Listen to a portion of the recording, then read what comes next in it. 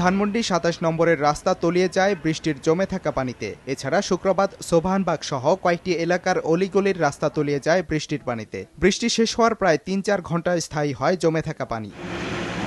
এলাকাবাসীর অভিযোগ, বছরের পর বছর এই দুর্ভোগ পোহাতে হচ্ছে তাদের। ড্রেনেজ ব্যবস্থার সংস্কারে কর্তৃপক্ষের উদাসীনতাকে দায়ী করছেন তারা। অল্প বৃষ্টিতেই পানিটা জমে যায় রাস্তায়, কিন্তু এটা পানি নিষ্কাশনের যে ব্যবস্থাটা কারো কোনো উদ্যোগ আছে বলে মনে হয় না, যার ফলে ভোগান্তি কন্টিনিউ থাকে আমাদের। রায়ের বাজার পর্যন্ত এই পানি জমে থাকে, ওদিকে কাজ করতেছে, এদিকে করতেছে না। জলাবদ্ধতার কারণে রাত 10:30টার পর থেকেই কমে আসে যান চলাচল। বিভিন্ন রাস্তায় পথচারীও দেখা যায়নি তেমন একটা। সাদিকুর রহমান, সময় সংবাদ, ঢাকা।